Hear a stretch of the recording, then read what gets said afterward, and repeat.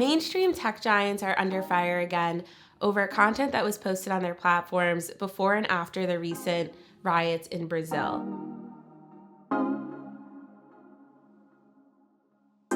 A lot of the experts that I spoke with said that the pattern that we saw in Brazil really followed the same pattern that social media companies took before and after the attacks at the Capitol on January 6, 2 years ago. In Brazil, there was a lot of extremists that were organizing online as well as live streaming events of them inside of government buildings and rioting at these government institutions. It was all fueled by these conspiracy theories and false election claims that the election that elected President Lula had been stolen from former President Bolsonaro. Researchers identified a lot of similar false election themes that were seen in the US ahead of the 2020 election in Brazil, sort of undermining election results with narratives that the ballots were inaccurate and that the election was stolen from former President Bolsonaro. One researcher I spoke to was part of the House Select Committee's investigation into the January 6th attack. The rioters in Brazil were actually, it wasn't accidental, but they were inspired by what was happening in the US, and a lot of US-based far-right extremist influencers were also boosting these same narratives in Brazil that led to the riots that researchers identified. The social media companies did take action to sort of try and limit the spread of this content. They said that especially after the riots started happening on Sunday, they on Monday took down different live streams that were showing these attacks. But for researchers and advocates that are monitoring these attacks, they said that this was too little too late and that the company should have taken action beforehand, especially after researchers had been warning for months about the election claims that were spreading online.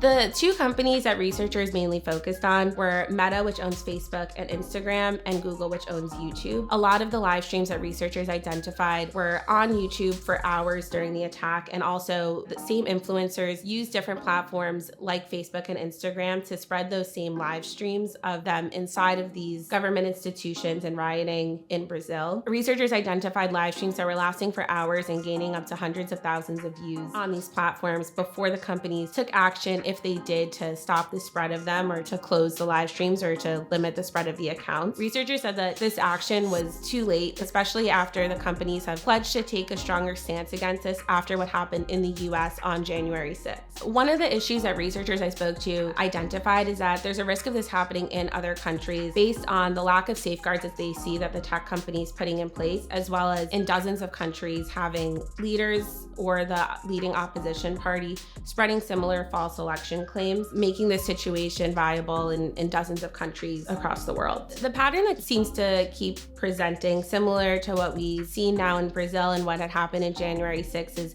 researchers saying that they've been warning tech companies about something for months leading up to an election, and tech companies taking too much of a delayed action and response. And researchers said this was an issue, especially after the tech companies pledged to do more after seeing what happened on January 6th in the US. One thing that researchers have been saying that companies need to do, especially in other countries, is to really hire content moderation teams that have an understanding not only of the native languages where these companies are operating, but also have the cultural influence and understanding of different nuances or keywords that people could be using in languages that could bypass automated content moderation systems to get in place. Another avenue that researchers have said should be taken is if the companies aren't going to take action, to have regulation in place, and especially in the US where these companies are based, if regulation was passed, it could have an impact on how these companies operate globally and maybe mitigate some of these issues going forward. Twitter was another company where researchers identified this. In one report that was conducted by civil society group over the summer, they actually found that Twitter was one of the companies that had a policy in place to sort of mitigate some of the actions in terms of inciting violence. But since Elon Musk took over Twitter, a lot of the policies have changed, and it's not entirely apparent how Twitter took action in terms of Brazil. The Hill reached out to Twitter for comment, but didn't hear back from them in terms of how Twitter operated. Researchers focused largely on Meta and YouTube in terms of the reach of these companies, especially in Brazil. Content was also identified on TikTok of live streams of riots. All the content that was identified on TikTok in one report that the Hill reviewed, the live streams were taken down within about 24 hours. One of the aspects of this is that former Brazilian President Bolsonaro's